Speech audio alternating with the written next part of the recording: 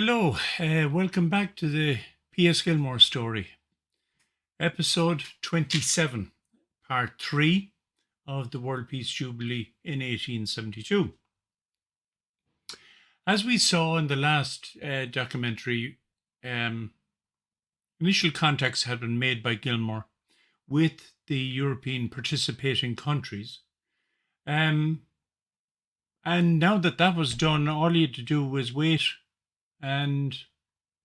for word back, wait for answers, and wait for the actual event.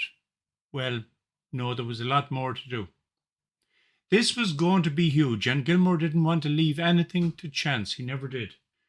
He wanted it to be the biggest event ever staged. He'd already declared that the Colosseum would seat over 100,000 people in the enclosed building. This had never, ever been done before. The ancient Colosseum in Rome wasn't covered in and sat, I believe, between 80 and 90,000 people. Across the street, again in Rome, the Circus Maximus had a 3-tier stadium which could hold in excess of 250,000 people, but that was actually for a horse and chariot racing events. Crystal Palace in London was huge indeed and ornate, but that could only take 14,000 exhibitors. And so plans were drawn up, and a massive workforce of over 800 chiefly Irish to build the stadium. And from that era, there's one special picture which I include in the video aspect of this doc, which I'd like to share. And please study this because it gives you an idea of the working conditions, the working standards, and so on from that period. What we can't forget is that this construction took place without computers or design teams, without heavy-duty industrial cranes or machinery, without modern safety rules, but with ample blood, sweat, and tears and determination. Oh, and I forgot the mules and the old reliable machinery of the time, block and tackle.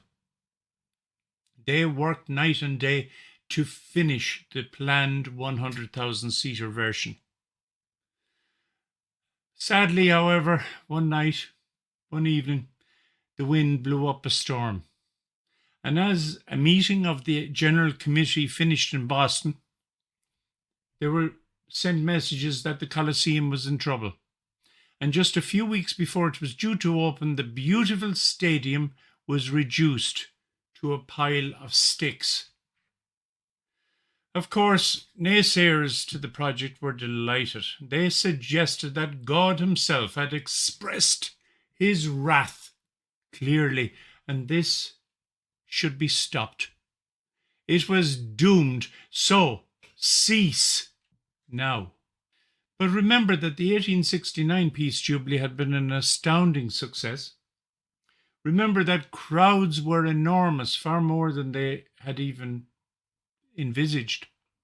Remember that many had bet against Gilmore and said that he was mad and that the idea of a great festival had been ridiculous and equally mad. And all those critics were proven wrong. So many stayed on the side of Gilmore now and stayed silent. After all, Gilmore seemed to have the gods on his side. Best staying quiet until he saw how exactly this would develop. And so with the original stadium in a pile of sticks, they were faced with an immediate decision. Rebuild or forget about it. All of the Boston Committee agreed. They weren't turning back. There had been too much work done, and nature would not be allowed to become the winner of this festival.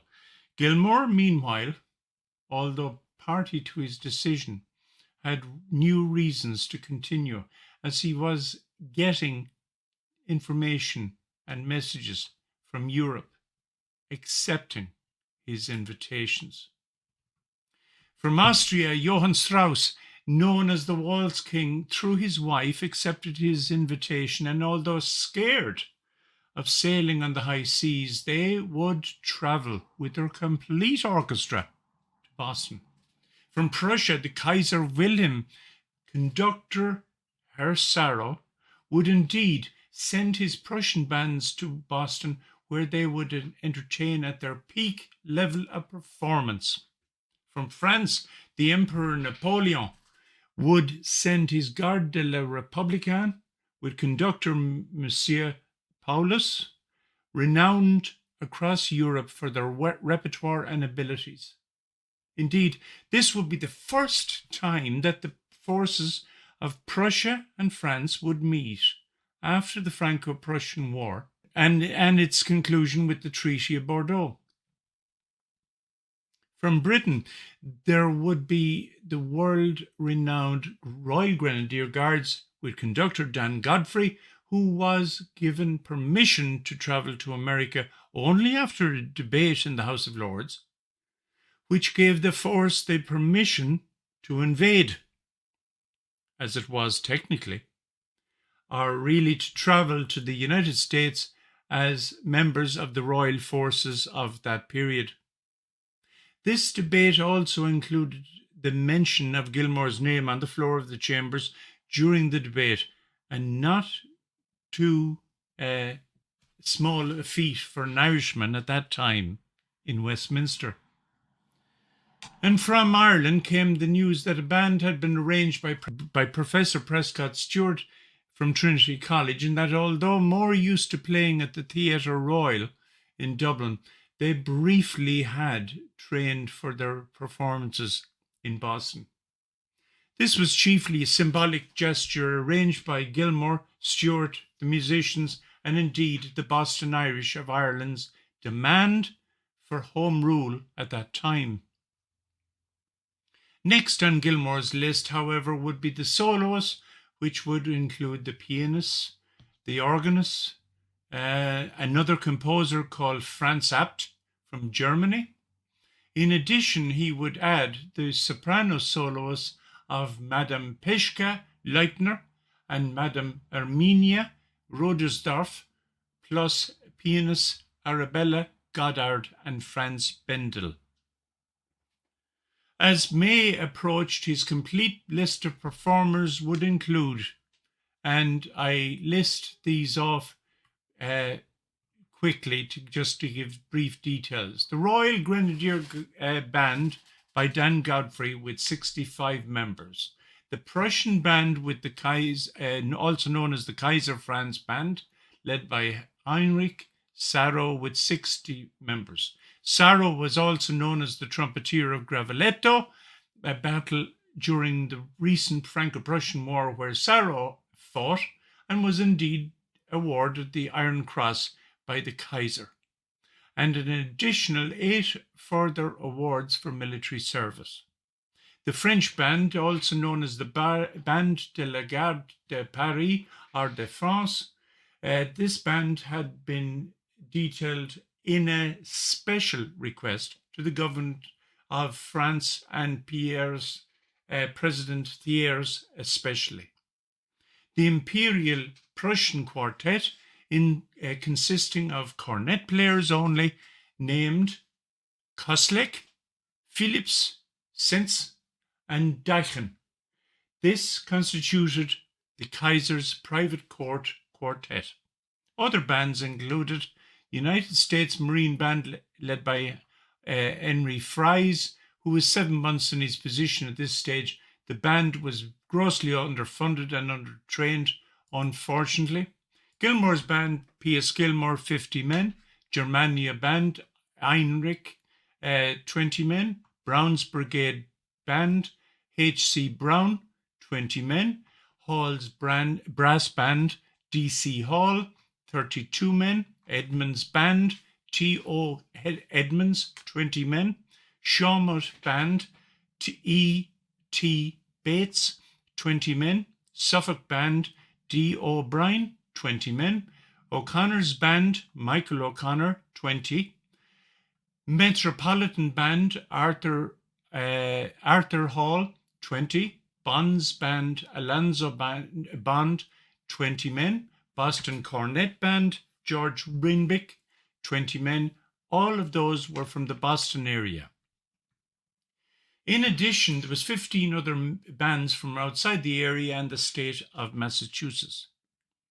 The Grand Orchestra was now in excess of 1,000 instruments, and the military bands, American and foreign, swelled the total to nearly 2,000.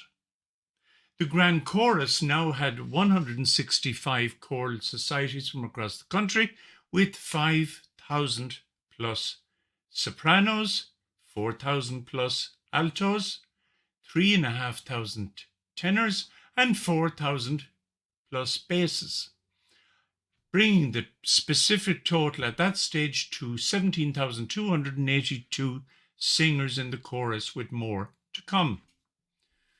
The great organ couldn't be forgotten, or the great drum, but we have to because of time. I'm sorry. But for me, and the attention to detail that Gilmore demanded, the prize for the most detail goes to the anvils themselves. Big chunks of iron, I hear you say, in another life used to make horse, mule, and donkey shoes.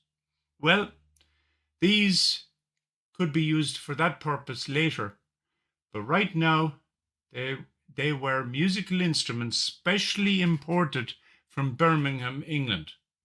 Their weights all varied according to pitch of sound required, and they weighed from 100 to 300 pounds. In addition, 100 Boston firemen were selected to train from the Boston Fire Department, with 10 substitutes, just in case of sickness. I'm exhausted with all these details. Imagine how they were feeling in training for the Jubilee. More next week from Gilmore, the World Peace Jubilee, and this wonderful story. I hope you've enjoyed it. If so, please click like and subscribe, and ask me whatever question you wish. Thank you, and regards from Irlande. Bye.